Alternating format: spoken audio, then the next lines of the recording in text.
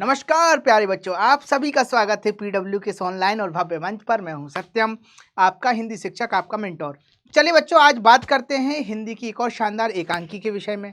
आइए बात करते हैं हमारी एक नई एकांकी जिसका नाम है लक्ष्मी का स्वागत। ठीक है, देखो लक्ष्मी का जो स्वागत नाम की ये जो एकांकी है, एक बहुत शानदार एकांकी है और आधुनिक समाज में आज भी इस एकांकी का बहुत विशेष महत्व है।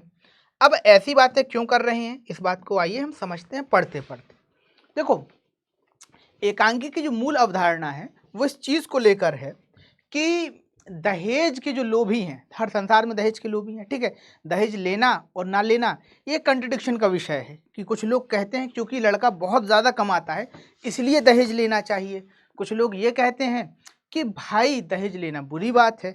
तो यहाँ पर लेना ना लेना समाज के अंदर जो है वो तथ्य हाँ ना वाला एक जो है एक नुकसान हमेशा बना रहता है कि लेना चाहिए नहीं लेना चाहिए, क्या करना चाहिए क्या नहीं करना चाहिए।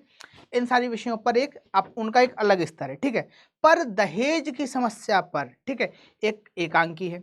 इसके साथ साथ ये एकांकी ये बात भी बताती है कि जो व्यक्ति, कुछ समाज में ऐसे व्यक्ति भी हैं जो मानव मूल्यों से ऊपर उठकर पैसे का मूल्य मानते हैं, तो उसी चित्रण को बताती हुई एक एकांकी सम्मुख है। आइए इस एकांकी को पढ़ते हैं और समझते हैं। तो भैया, उपेंद्र नाथ अश्क द्वारा लिखित लक्ष्मी का स्वागत एक मम स्पर्शी एवं हृदय विदारक एकांकी है। इस एकांकी की कथा वस्तु पारिवारिक होते हुए भी दूषित सामाजिक मान्यताओं की ओर संकेत करती है और आज के मानव की धन लिप्सा, स्वार्थ भावना, हृदयहीनता, क्रूरता का यथार्थ प्रस्तुत करती है। इस एकांकी में एकांकीकार ने दहेज के लोभी माता पिता का चित्रण किया है जो दहेज में काफी धन प्राप्त करने के उद्देश्य से अपने पुत्र रोशन का पुनर्विवाह उसकी पत्नी सरला की मृत्यु के चौथे दिन ही कर देना चाहते हैं। ठीक है, तो अब ये बात तो तुम समझ ही गए होगे कि कहानी है क्या, एकांकी है क्या। और देखो एक बात और है, इस तरीके की कहानियां जो है ना, इस तरीके की एकांकी जो है ना, हमारे हिंदी साहित्य में बहुत मिलती हैं। क्योंकि देखो हिंदी साहित्य के अंदर ना एक समय के बाद जब हिंदी का अच्छे तरीके से विकास हो गया, हिंदी में प्रौढ़ कहानियाँ और हिंदी का जो साहित्य का जो पाठक था वो प्रौढ़ हो गया। जब जब थोड़ा समझदार हो गया, प्रौढ़ मतलब थोड़ा सा बड़ा हो जाना, समझदार हो जाना, जब उस तरीके का पाठक होने लगा तो उस तरीके की रचनाएं भी आने लगी। और ये जो एकांकी है लक्ष्मी का स्वागत, ये उसी प्रकार की एक रचना है। इस रचना में हमें ये बताया गया है कि दहेज की समस्या, दहेज के लालच की जो समस्या है ना, वो कितनी भयंकर थी और पैसा पाने के लिए लोग क्या क्या किया करते थे उस टाइम। ठीक है, तो दहेज भी उसका जरिया होता था। अब देखो यहाँ पर होता क्या है कि भाई यहाँ पर एक परिवार होता है, उस परिवार में एक बड़ा पुत्र होता है, उसका नाम होता है रोशन। उसकी पत्नी को मरे अभी 4 ही दिन हुए हैं। बेटा जो है वो बिस्तर पे है कि आज गया कि कल गया। ठीक है, और इस कंडीशन में जो है ना एकांकी में उसका दूसरी जगह शादी तय हो जाता है। तो इन तमाम बातों को आइए हम पढ़ते पढ़ते समझते हैं। देखो होता क्या है, शुरुआत में ही देखो, जालंधर के एक मध्यवर्गीय परिवार का सदस्य रोशन अपने पुत्र, तो रोशन का पुत्र कौन है भैया, अरुण है। ठीक है, रोशन अपने पुत्र अरुण की बीमारी से बहुत दुखी है।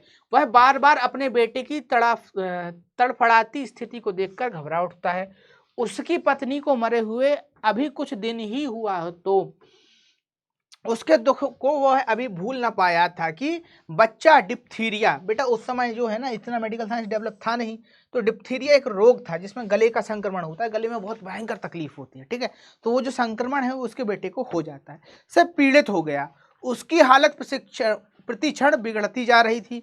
वह अपने छोटे भाई भाषी, तो भाई रोशन का छोटा भाई कौन था, भाषी। ठीक है, भाषी को डॉक्टर बुलाने के लिए भेजता है। बाहर मूसलाधार वर्षा, आंधी और जैसे उसके मन भयभीत कर रहे थे। तो भैया बाहर पानी वानी गिर रहा था, वर्षा हो रही थी। ठीक है, तमाम तरीके की जो ऐसी घटनाएं होती हैं, जो फिल्मों में देखते हो ना कि हीरोइन जो है वो दौड़ लगाती है, छप छप छप छप करके जा रही होती है और बहुत तेज बिजली गिरती है। ठीक है, पानी गिरता है और बस ऐसे ही में पीछे से भूत आके उसको पकड़ लेता है। ठीक है, ऐसी कहानियां होती ना, तो वैसे ही सीन हो रहा था, आहट टाइप। ठीक है, और उसका मन भी डरे जा रहा था, डरे जा रहा था, डरे जा रहा था। ठीक है, अब देखो कहानी में आगे क्या होता है। भयभीत हो रहा था। रोशन अपने मित्र सुरेंद्र से कह रहा था, मेरा दिल डर रहा है सुरेंद्र, कहीं अपनी माँ की तरह अरुण भी मुझे धोखा न दे जाए। उसको वह बल देखकर सुरेंद्र धैर्य बंधाता हुआ कहता है, हौसला रखो, अभी डॉक्टर आ जाएगा। डॉक्टर आकर बताता है कि बच्चे की हालत ठीक नहीं है, इसे इंजेक्शन दे दिया है और गले में 15-15 मिनट बाद दवाई की दो चार बूंदें डालते रहो। इसका कोई दूसरा इलाज नहीं है, बस भगवान पर भरोसा रखें। तो होता यह है कि पानी के इस मौसम में रोशन जो है अपने भाई भाषी को डॉक्टर के पास भेज देता है कि डॉक्टर को लेकर आओ। और डरता हुआ रोशन अपने मित्र सुरेंद्र से कहता है, यार भाई डर लग रहा है, इनका मम्मी जो है वो तो चला ही गया है, ठीक है, लेकिन ऐसा ना हो कि ये भी चला जाए, फिर तो बड़ा दिक्कत हो जाएगा। तो जो है ना सुरेंद्र जो होता है, देखो ऐसे टाइम पे ना सच्चा मित्र खड़ा होता है। जब भी संकट आएगा ना और कोई दोस्त तुम्हारा खड़ा रहे तो समझ जाना कि यार वो तुम्हारा पक्का दोस्त है, ठीक है। देखो वैसे दोस्ती बहुत होती है, लड़कों की जो दोस्ती है ना वो बहुत भयंकर दोस्ती होती है, पर सब दोस्त दोस्त नहीं होते हैं। अगर तुम्हारे 100 दोस्त हैं तो 100 में से 1 या 2 ही तुम्हारे दोस्त हैं, ठीक है, बाकी तो सब मिलने जुलने वाले, ठीक है।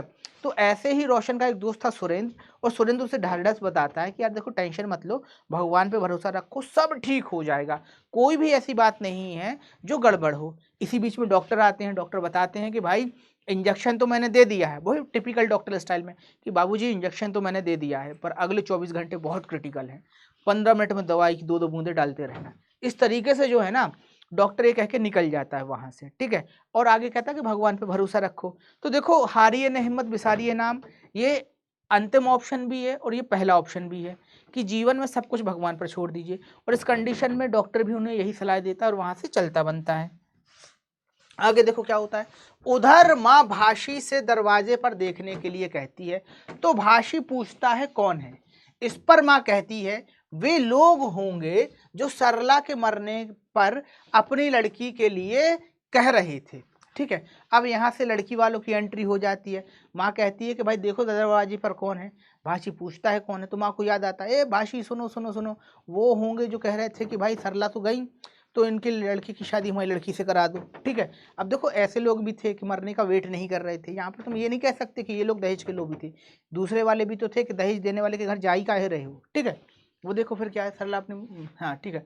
भाषी लड़की वालों को नीचे बिठाकर माँ के पास आकर बताता है कि उनके साथ एक औरत भी है। रोशन के मित्र सुरेंद्र से माँ कहती है कि रोशन को समझाकर नीचे ले आए, रोशन पुत्र प्रेम में पागल सा हो गया। तो भैया देखो रोशन की माँ जो होती हैं वो सुरेंद्र से कहती हैं कि भैया सुरेंद्र रोशन के रिश्ते वाले आए तो रोशन को नीचे लेकर आ जाओ। और जो रोशन है ना वो अपने बेटे की बीमारी में चलते हुए पगला सा गया, सनक सा गया, और वो बाहर आता है, ठीक है, और अपने बाल बच्चों पर, अपने मम्मी पापा पर, सॉरी बाल बच्चों पर नहीं, बच्चा तो उसका बीमार पड़ा था, अपने मम्मी पापा पर चिल्ला उठता है। क्या कहता है ये समझो, शादी शादी शादी, क्या शादी ही दुनिया में सब कुछ है, घर में बच्चा मर रहा है और तुम्हें शादी, मैं नहीं जानता कि सूझ रही है, ठीक है, कि भाई इनको शादी की सूझ रही है। उसका कहना भी सही है रोशन का कि भैया हमारी औलाद जो है वो मरने को है और हमारी मम्मी को जो है ना हमारी शादी की सूझ रही है, और ऐसा कहता हुआ वो बहुत भड़कता है, ठीक है। फिर देखो आगे क्या होता है। इतना होने पर भी रोशन के पिता शगुन लेने को तैयार हैं। अब देखो ये हैं लालची लोग कि घर में बेटा बाप की नहीं सुन रहा है, ठीक है, पर बाबूजी को चाहिए मोटी रकम दहेज, ठीक है, फॉर्च्यूनर गाड़ी, तो तमाम चीज़ों के लिए बाबूजी तैयार हैं कि लाओ शगुन लाओ शगुन लाओ, ठीक है। फिर देखो कहानी में आगे क्या होता है। उन्होंने पता लगा लिया कि सियालकोट में इनकी बड़ी भारी फर्म है और इनके यहाँ हजारों का लेन देन है। अंत में रोशन के पिता शगुन लेकर माँ को बधाई देने आते हैं। इसी समय अरुण की मृत्यु हो जाती है। तो भैया होता ये है कि जो रोशन के बाबूजी होते हैं वो दहेज के चक्कर में शगुन ले लेते हैं, ठीक है, और कैलकुलेशन भी लगा लेते हैं, अरे भैया इनकी सियालकोट में बड़ी फैक्ट्री है, इतना मोटा मोटा दहेज आएगा, ठीक, इतना इतना पैसा आएगा, ये तमाम बातें जो हैं वो कैलकुलेट करके शगुन लेके आगे बढ़ जाते हैं। पर होता यह है कि इसी बीच जो है ना रोशन का जो पुत्र है अरुण, उसकी मृत्यु हो जाती है। अब जब मृत्यु हो जाती है तो ये बात जो है ना बड़ी हृदय विदारक हो जाती है, क्योंकि किसी का बेटा मर जाए तो उसे बहुत बुरा लगता है, ठीक है, बहुत बहुत बहुत बुरा लगता है, और ये चीज़ उसके साथ भी हो जाती है। अरुण मर जाता है और जब अरुण की मृत्यु होती है तो रोशन चिढ़कर कहता है, हाँ नाचो गाओ खुशियाँ मनाओ। पिता के हाथ से हुक्का गिर पड़ता है और मुंह खुला रह जाता है। माँ चीख मारकर सिर थामे धम्म से बैठ जाती है। सुरेंद्र कहता है, माँ जी जाकर दाने लाओ और दिए का प्रबंध करो। यहीं पर एकांकी समाप्त हो जाती है। तो भाई होता ये है कि जैसे ही अरुण की मृत्यु होती है सारा वातावरण चेंज हो जाता है। अरुण जो रोशन होता है वो चिल्लाकर अपने माता पिता को कहता है कि अब तुम नाचो गाओ खुशी मनाओ, कि बेटा तो चला ही गया। और जब ये बात वो दोनों सुनते हैं तो वो भी धम्म और शांत हो जाते हैं, और इसी के साथ जो है वो एकांकी का एंड हो जाता है।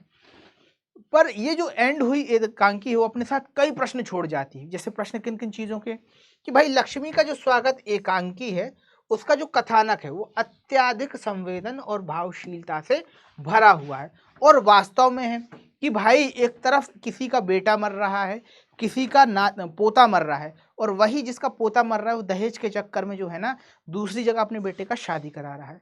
तो इसे कहते हैं क्या, कॉम्प्लेक्स। आदमी का जो होता है ना कि पैसा सर्वोपरि होना चाहिए, इस तरीके से ये जो कहानी है हमें मनुष्य के भेड़िए होने की जो बात है वो दिखाती है कि मनुष्य कितना लालची हो सकता है, कितना स्वार्थी हो सकता है अपने स्वार्थ में। ठीक है, तो बेटा ये थी आज की कहानी जिसको हमने जाना लक्ष्मी का स्वागत, और अपने समय की एक शानदार कहानी थी। ठीक है, अब आपको क्या करना, तो ये बात भी समझ लो, इस जो एकांकी के सारे क्वेश्चन आंसर जो है ना वो डीपीपी में है। और डीपीपी तुम्हें कहाँ मिलेगी, तो डीपीपी पाने के लिए आपको जाना है पीडब्ल्यू के ऐप पर, और ऐप पर जाकर आपको देखना है उदय बैच। उदय बैच पर क्लिक करिएगा, उदय बैच पर क्लिक करने के बाद जाइएगा ऑल कंटेंट में, ऑल कंटेंट में जाने के बाद हिंदी पर क्लिक करिएगा। हिंदी सब्जेक्ट पर क्लिक करने के बाद आपके पास दो ऑप्शन आएंगे, एक तो आएगा डीपीपी और एक आएगा क्लास। तो भैया डीपीपी पर जाइएगा और चैप्टर वाइज जो डीपीपी अपलोड है उसमें से जिस भी डीपीपी को आप पढ़ना चाहें, केवल एकांकी नहीं, जिस भी डीपीपी मतलब जिस भी चैप्टर का प्रैक्टिस करना चाहें उसको वहाँ से डाउनलोड करके प्रैक्टिस कर सकते हैं, नोट्स वहाँ से आप ले सकते हैं। तो इस तरीके से बेटा ये था सेशन का एंड। मिलते हैं अगले सेशन में, तब तक के लिए बने रहिए पीडब्ल्यू परिवार के साथ। धन्यवाद।